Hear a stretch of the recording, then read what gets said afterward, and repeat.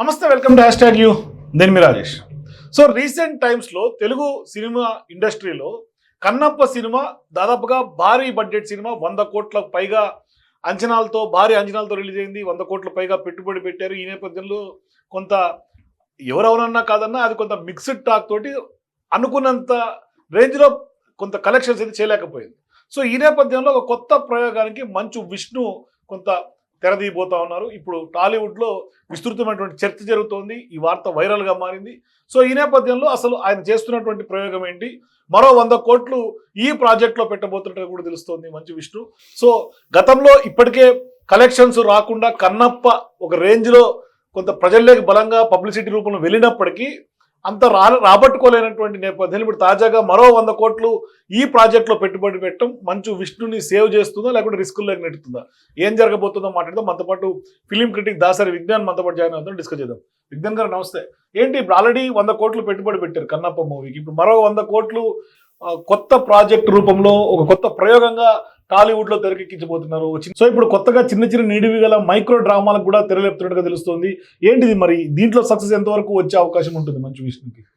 Number 1, Kannappa సినిమాలో అంతొచ్చింది ఇంతొచ్చింది loss అయ్యారు అది ఇదని చాలామంది ఎన్ని మాట్లాడుకున్నా ఆ సినిమాకి సంబంధించిన నిర్మాణ సంస్థ ఇంకొక భారీ ప్రాజెక్ట్ ప్రకటించింది అంటే they are safe, they are happy అనే అర్థం.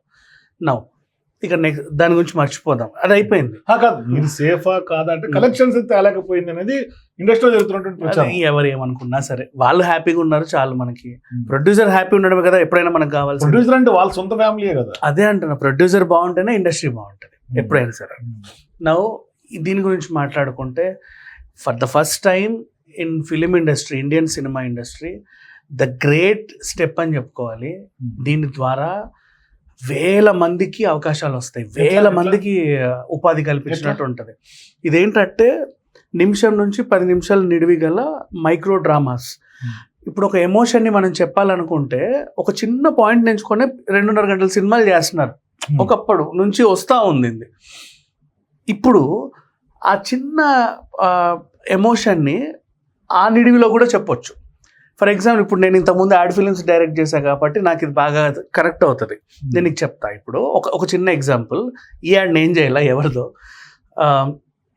హస్బెండ్ బాగా టైర్డ్ అయ్యి ఇంటికి వస్తాడు, వైఫ్ కాఫీ తయారు చేస్తుంది, తను తాగే టైంలో ఇంకో చిన్న కప్పును అలా మధ్యలోకి వస్తుంది, ఆయన ఈమెను చూసి ఎత్తుకొని హ్యాపీ ఫీల్ అవుతాడు. అంటే దాని అర్థం ఏంటి, షీ ఈజ్ క్యారీయింగ్ అని మనకి ఒక చిన్న సీన్లో చెప్పాం, ఒక ఎమోషన్ ఎంత క్రియేటివ్గా చెప్పాం. ఇట్లా చాలా చాలా చాలా ఎమోషన్స్ చాలా విధాలుగా చెప్పొచ్చు యాక్చువల్గా చెప్పాలంటే. ఇట్లాంటివన్నిటిని ఒక చిన్న పాయింట్ తీసుకొని సినిమాలు చేసేవాళ్ళు చాలామంది ఉన్నారు. ఆ జనరేషన్ అయిపోయింది. అంటే ఈ రోజుల్లో సినిమాకు ఉండే ఒక లైఫ్ టైం అనేది తగ్గిపోయింది. 3 డేసే కదా, 3 రోజులు. సినిమాకి లైఫ్ టైం తగ్గిందా, ఎగ్జిస్టింగ్ ఉన్నటువంటి మనం మాట్లాడుకుంటున్నటువంటి హీరోలకు లైఫ్ టైం తగ్గిందా? లేదు, ఇంకా హీరోలు అలాగే ఉంటారు, వాళ్ళ నటులు ఎక్కడైనా నటిస్తారు. ఇప్పుడు సినిమాలో హీరోలు అందులో మనం మాట్లాడుకున్నటువంటి హీరో లేదు, అట్లా కాదు. ఎవరికైనా సరే నటులకి సినిమాలకి కాకుండా వాళ్ళు ఏం చేసుకుంటారు, ప్రైవేట్ ఆల్బమ్స్ చేసుకుంటారు, లేకపోతే వెబ్ సిరీస్లు చేసుకుంటారు, అన్నీ చేసుకుంటారు. ఇక్కడ విషయం ఏంటంటే ఒక సినిమాకి 3 రోజులకే షెల్ లైఫ్ అనేది వచ్చింది. ఆ తర్వాత ఈ 3 రోజుల్లో కూడా పైరసీ వచ్చేస్తుంది మళ్ళీ. ఇట్లాంటి టైంలో థియేటర్లు కూడా నడవలేని స్థితిలో ఉన్నప్పుడు ఇండస్ట్రీ, ఇప్పుడు చూడు వేతన భారం, చాలా మంది మాకు వేతనాలు ఈ రోజు నుంచి స్టార్ట్ 18 డేస్ ఆపారు కదండి, పెంచండి అంటే వాళ్ళు 4 కండిషన్స్ పెట్టి దిల్ రాజు గారు ఫస్ట్ ఏడాది 15%, తర్వాత ఇంకొంచెం పర్సెంట్, తర్వాత 5% పెంచుతామని చిన్నగా, అంటే 1000 పైన ఉన్న వాళ్ళకి 2000 పైన వాళ్ళకి స్లాబ్స్ ప్రకారం పెట్టుకుని కొంత ఇచ్చారు. 2 వర్గాలకి కొంత సమాంతరంగా వెళ్ళిపోయారు. వాళ్ళు కూడా యాక్సెప్ట్ చేశారు అండ్ హ్యాపీగా రన్ అవుతున్నారు. బాగుంది ఈ రోజుకైతే. ఇప్పుడు అసలు విషయానికి వస్తే ఈ కాన్సెప్ట్ గురించి మాట్లాడుకుంటే, ఇప్పుడు మనకి డాన్సర్స్ యూనియన్ నుంచి రోజు డి నుంచి కానీ డాన్సర్స్ ఐకాన్ డాన్సర్స్ నుంచి కానీ వందల మంది వస్తున్నారు. ఆ పిల్లలందరికీ ఉన్న ఒకే లక్ష్యం కార్డు కొనాలి. కార్డు కొన్న వాళ్ళందరికీ పని ఉంటుందా అంటే లేదు, తెలియదు. పని ఉండాలి అంటే అన్ని సినిమాలు రావాలి. జూనియర్ ఆర్టిస్టులు. ఇక్కడ నా ప్రాబ్లం ఏంటంటే మీరు అన్నట్టుగా ప్రొడక్షన్ వాల్యూస్ మీరు మాట్లాడుతున్నారు, ఖర్చుల గురించి మీరు మాట్లాడుతున్నారు, లేకుంటే ఇండస్ట్రీ డాన్సర్స్ కానీ లేదంటే కనుక ఇట్లా ప్రొడక్షన్ వాల్యూస్ ప్రొడక్షన్ ఖర్చు పెరుగుతుందని మీరు ఇండైరెక్ట్గా చెప్తున్నారు. కానీ నా పాయింట్ ఏంటంటే అంత 100 కోట్లు పెట్టి తీసినటువంటి కన్నప్ప లాంటిదే కలెక్షన్స్లో కింద మీద పడితే కేవలం 10 నిమిషాలు నిడివి గల మైక్రో డ్రామాకి దానికి ఎంత షెల్ లైఫ్ ఉంటుంది? ఎక్కడ ప్రజెంట్ చేస్తారు? ఎంతమంది చూస్తారు? ఆ 10 నిమిషాల కోసం థియేటర్లకు పోయే వాళ్ళ సంఖ్య ఎంత? లేకపోతే ఎక్కడ రిలీజ్ చేస్తారు? ఇవన్నీ డౌట్ఫుల్ కదా. సో ఇప్పుడు ఏమవుతుందంటే ఇంత డాన్సర్స్ ఎగ్జాంపుల్ చెప్పినట్టు బోల్డ్ అంతమంది జూనియర్ ఆర్టిస్టులు, బోల్డ్ అంతమంది ఆర్టిస్టులు, బోల్డ్ అంతమంది టెక్నీషియన్స్, లైట్ మ్యాన్స్, కెమెరా అసిస్టెంట్లు, వీళ్ళందరికీ కూడా పని కావాలి. ఆ పని కల్పించడానికి ఏంటంటే ఇప్పుడు తనేంచుకున్న మార్గం micro drama is nothing but కొంచెం సిమిలర్ టు ఓ షార్ట్ ఫిలిం అనుకుందాం ఫర్ ఎగ్జాంపుల్. ఇట్లాంటి షార్ట్ ఫిలిమ్స్ కానీ అండ్ ఇట్లాంటి సాంగ్ ఆల్బమ్స్ కానీ, ఒక సాంగ్లో కూడా 10 నిమిషాల సాంగ్లో కూడా ఒక స్టోరీ చెప్పేయచ్చు, ఒక యాక్షన్ మూవీలో కూడా స్టోరీ చెప్పేయచ్చు. ఇలాంటి ఎమోషన్స్ కొన్ని వేలు ప్రొడ్యూస్ చేసేస్తే, అంటే ఒక్కొక్క దాని డిపెండ్స్ ఆన్ దర్ బడ్జెట్. ఒకటి 10,000లో తీయొచ్చు, ఒకటి 2 లక్షలు, ఒకటి 5 లక్షలు, ఒకటి ₹1 కోటి దానికి 100 కోట్లు ఎందుకు మరి? అంటే ఎన్ని మైక్రో డ్రామాలు తీస్తారు? మోర్ దెన్ ఎన్ని అంటే ఆ బడ్జెట్లో వాళ్ళకి ఎన్ని అనుకుంటే అన్ని మైక్రో డ్రామాస్ తీస్తే అంతమంది కెమెరామెన్లకి, అంతమంది ఎడిటర్లకి, అంతమంది టెక్నీషియన్స్కి, అందరికి డిఐ కలరిస్ట్లకి, బోల్డ్ మందికి ఉపాధి కల్పించినట్టు ఉంటుంది. ఇవన్నిటిని ఏం చేస్తారు అంటే ఆబ్వియస్లీ నా ప్రెసెంట్ మనకి ఏమేమైతే మాధ్యమాలు ఉన్నాయో దాంట్లోనే వీళ్ళు రిలీజ్ చేసుకుంటారు. ఇప్పుడు కొన్ని ఒకటి సార్ ఇక్కడ రిలీజ్ చేస్తారు, ఏదో అమెజాన్, నెట్ఫ్లిక్స్ ఏదో అంటే రిలీజ్ చేస్తారు, లేకుంటే ఒక సపరేట్గా 100 కోట్ల బడ్జెట్ కాబట్టి సొంతంగా ఒక యాపే క్రియేట్ చేయొచ్చేమో ఓన్గా ఈ మైక్రో డ్రామాస్ కోసం. ఎందుకంటే యాజ్ లైక్ ఆర్జీవి మనం దాన్ని తప్పుపట్టాల్సిన అవసరం లేదు. కానీ ఇక్కడ ప్రధానంగా ఏంటంటే జనాల యొక్క ఆడియన్స్ రిటెన్షన్. ఎందుకంటే ఇప్పుడు ఆడియన్స్ రిటెన్షన్ చిన్న చిన్న షార్ట్స్కే, కొంత ఇంట్రెస్టింగ్ ఉన్న షార్ట్కే 30-40 సెకండ్స్ ఆగటం కష్టంగా ఉన్నారు. ఎందుకంటే రీల్స్ అనేది ఇట్లా నొక్కుతూ ఉంటారు.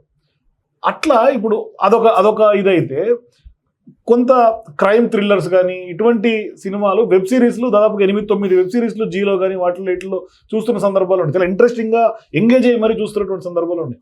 ఈ 10 నిమిషాల కోసమే వ్యూవర్ని ఎట్లా ఎంగేజ్ చేయగలుగుతారు అనేది పాయింట్ కదా. అదే ఇప్పుడు దానికి ఒక టైటిల్ పెడతాం. ఫర్ ఎగ్జాంపుల్ చాలా సింపుల్గా చెప్పాలంటే మా టీవీలో అప్పట్లో మా పసలపూడి కథలు అని వచ్చేది, బాపు గారిది. అట్లా ఒక ఎగ్జాంపుల్ చెప్పా, లేదా మాల్గుడి కథలు, ఏదో కథలు బ్రేకుల్లో పడేవి. ఆ టైటిల్స్ పెడితే దాంట్లో ఒక 10 కథలు వచ్చేవి. ఈ 10 కథల్ని ఇతను ప్రొడ్యూస్ చేస్తాడు. అప్పట్లో బ్రేకుల్లో పడేవి, దానికి సపరేట్ స్లాట్ అంటే ఉండేది కాదు. మాల్గుడి కథలు, మాల్గుడి కథలు ఈజ్ సపరేట్ సీరియల్. అది సీరియల్ దాంట్లో 2-3 బిట్లు బిట్ అట్లా 3 స్టోరీస్ వచ్చాయి, ఓ తర్వాత. ఇప్పుడు మీరు ఇంకా చెప్పాలంటే ఇప్పుడు డోరేమోన్ చూస్తున్నారు, కార్టూన్ ఎగ్జాంపుల్ చెప్తాం.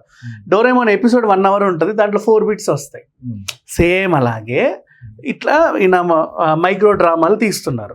ఈ మైక్రో డ్రామాలు అన్ని కలిపి ఒక ఎపిసోడ్ లాగా, ఒక సిరీస్ లాగా వెళ్ళుద్ది. ఇంకా మంచి ఎగ్జాంపుల్ డోరేమోనే తీసుకుందాం. డోరేమోన్ వస్తుంది, రోజుకు ఒక ఎపిసోడ్ వస్తుంది. వెబ్ సిరీస్ మనం నీకు హాట్స్టార్లో కానీ లేకపోతే అమెజాన్ ప్రైమ్లో కానీ ఇంకేదైనా మాధ్యమం కానీ నీకు డైలీ 1 hour వస్తుంది. 1 hourలో 4 parts, 15 minutes లేదా 10 what ever, depends on ads and all. అట్లా బోలెడన్ని కథలు వస్తూ ఉంటాయి అన్నమాట. ఇలాంటి మైక్రో డ్రామాస్ని ఈయన అందించనున్నారు. వాటికి కథకులు ఉంటారు, స్క్రీన్ ప్లే చేసే వాళ్ళు, టెక్నీషియన్స్, వాళ్ళు వీళ్ళు, ఇట్లా వాస్ట్ స్కేల్లో ప్రొడక్షన్ జరుగుద్ది, అలాగే ఎంప్లాయ్మెంట్ దొరుకుద్ది. పర్ఫెక్ట్గా ఇప్పుడు మా అధ్యక్షుడు అనిపించుకున్నాడు. ఇప్పుడు మా అసోసియేషన్ మెంబర్ అంటే ఏంటి, వీళ్ళందరికీ ఉపాధి కల్పించాలంటే బోల్డ్ అని మార్గాలు అన్వేషిస్తే ఇది కనబడింది. దీంతో మా ఆర్టిస్టులకే కాదు కానీ మిగతా అన్ని టెక్నీషియన్లకి ఇక్కడ ఒక రకంగా తెలుగు ఇండస్ట్రీలో ఒక ట్రెండ్ గా చెప్పుకోవచ్చు. ఎందుకంటే ఇప్పటిదాకా ఎవరు ఇటువంటి ప్రయోగం చేయలేదు కాబట్టి. సహజంగా నాగార్జున లాంటి వాళ్ళు స్టోరీ, అంటే కొంతమంది హీరోలు, నాగార్జున లాంటి వాళ్ళు ఫర్ ఎగ్జాంపుల్, కొంత స్టోరీ పికప్ చేసుకునే దాంట్లో కొంత వైవిధ్యంగా వెళ్తూ ఉంటారు. కానీ అసలు మొత్తం కాన్సెప్టే వైవిధ్యంగా అనిపిస్తుంది కదా ఇక్కడ. అదే చెప్తున్నా, ఇది ఒక ట్రెండ్ సెట్టర్. ఒకసారి వచ్చిన తర్వాత అందరూ వావ్ అదేంటి ఎబ్బలే ఆలోచించారే అనిపిస్తుంది. అండ్ దీని మీద రెవెన్యూ జనరేషన్ కూడా బాగుంటుంది. Advertisements and branding. ఇప్పుడు for example branding, in film brandings కూడా ఉంటాయి. For example in film branding గురించి మాట్లాడుకుందాం. అత్తారింటికి దారే సినిమా తీసుకుందామా, ఎగ్జాంపుల్ చెప్తున్నా, అక్కడ జరిగిందని. అట్లా అత్తారింటికి దారేది లేదు, అలా వైకుంఠపురంలో సినిమా ఏంటి, బిగ్ బాస్ తీసుకోండి, బిగ్ బాస్ వద్దు, ఈళ్ళే తీసుకుందాం, చాలా ఉంటాయి. ఈ అలా వైకుంఠపురంలో కానీ అత్తారింటికి దారే సినిమా అంతా ఇంట్లో నడుస్తుంది. ఆ ఇంట్లో ఏసీ, ఎల్జీఏ ఉంటుంది, ఫ్రిడ్జ్ ఎల్జీఏ ఉంటుంది, టీవీ ఎల్జీఏ ఉంటుంది, అన్ని ఎల్జీ పెట్టాను కదా ఇన్ఫిలిం బ్రాండింగ్. ఇట్లాంటి ఇన్ఫిలిం బ్రాండింగ్స్ వచ్చినా ఆ ఎపిసోడ్స్ నిలబడతాయి. లేదా మధ్యలో యాడ్స్ వచ్చినా, స్పాన్సర్షిప్స్ వచ్చినా బోలెడంత మంది నిలబడతా ఉంటారు. అండ్ ఆ సాంగ్స్ కానీ ఒకవేళ పాటలు ఉంటాయి, ఆ పాటలు కానీ ఆ సీన్స్ కానీ నెక్స్ట్ మళ్ళీ యూట్యూబ్లో పాటలు పెడితే మొత్తం డ్రామా అంతా కూడా పాటతోనే అయిపోతుంది. ఒక సాంగ్ తో కూడా ఒక స్టోరీ చెప్పొచ్చు. ప్రైవేట్ ఆల్బమ్ జనాలు ఎంతవరకు రిసీవ్ చేసుకుంటారు అనేది కూడా పాయింట్ కదా. ఇక్కడ జనాలు ప్రయోగం బానే ఉంది. ప్రయోగం బాగుంది. మరి జనాలు ఎప్పుడైనా సరే కొత్తదనం వస్తుంది అంటే జనాలు చూస్తారు ఫస్ట్ ఏంటి అనేది. ఆ కథలు నిజంగా వాళ్ళకి హత్తుకునేలా ఉంటే దే విల్ ఎంజాయ్. అట్లా బోల్డ్ అన్ని కథలు కదా. వాళ్ళు ఎంజాయ్ చేయాలంటే ఇక్కడ ఎమోషన్ ఎంతవరకు పండుతుంది, ఎంతవరకు తీసుకెళ్ళగలుగుతారు, ఎంతవరకు కనెక్టివిటీ ఉంటుంది అనేది కూడా ఇంపార్టెంట్. అట్లాంటి ఆర్టిస్టులను వాళ్ళు ఎంచుకుంటారు, అలాంటి స్క్రీన్ ప్లే ఎంచుకుంటారు, అలాంటి కథలు ఎంచుకుంటారు. విష్ణు గారు చేసే అవకాశం లేదా? మేబీ వాళ్ళు కూడా చేసి ఉండొచ్చు, చెప్పలేము. అన్ని చిన్న కథలే కదా, మైక్రో డ్రామాలు. ఆయనకు నచ్చితే ఆయన కూడా చేసుకోవచ్చు. తన మా అసోసియేషన్ ఆర్టిస్టులు అందరి చేత చేయించవచ్చు. వాళ్ళకు కూడా ఒక మంచి రెమ్యునరేషన్ వచ్చినట్టు ఉంటుంది. అందరికీ పనులు ఉంటాయి. ఇప్పుడు దీనివల్ల ఏంటంటే వాస్ట్ స్కేల్లో ఎంప్లాయ్మెంట్ దొరుకుతుంది, వాస్ట్ స్కేల్లో డెవలప్మెంట్ కూడా ఉంది. నెక్స్ట్ ఫ్యూచర్లో మేబీ అందరు కూడా దీని వైపు రావచ్చు. ఇప్పుడు ఏంటి, హిందీ ఇండస్ట్రీ పడిపోయిన తర్వాత మహా దర్శకులు అందరూ వెబ్ సిరీస్ మీద పడ్డారు. ఏమో ఇప్పుడు కూడా రేపటి రోజు సినిమా పరిస్థితి కొంచెం అటున్నా ఇటున్నా, నటీనటుల పరిస్థితి ఏంటి, టెక్నీషియన్ పరిస్థితి ఏంటి అంటే వాళ్ళందరూ అవకాశాల కోసం ఇటు రావచ్చు. అక్కడ వాళ్ళకి అవకాశాలు దొరికి హ్యాపీగా ఉండొచ్చు కదా. మనకు ఓవరాల్ కావాల్సిన చిత్రపురి కాలనీ, కృష్ణానగర్ వెలుగుతూ ఉండాలి, అంతే కదా. దానికోసం ఎన్ని మార్గాలైనా అన్వేషించుకోవాలి. ఈయన కొత్త మార్గం తెచ్చాడు, పైగా దాంట్లో భారీ పెట్టుబడులు పెడుతున్నాడు. సో ఇది ఒక డేర్ స్టెప్ అని చెప్పాలి.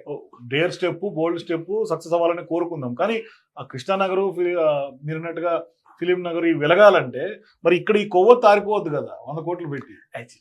అది అట్లా అనుకోకూడదు. అంటే ఏదైనా సరే ఇప్పుడు బోల్డ్ అన్ని కథలు చెప్తున్నారు. ఇప్పుడు ఒక సినిమా మీద 100 కోట్లు పెట్టాడు అంటే ఆ సినిమా ఉంటుందా, పోతుందా?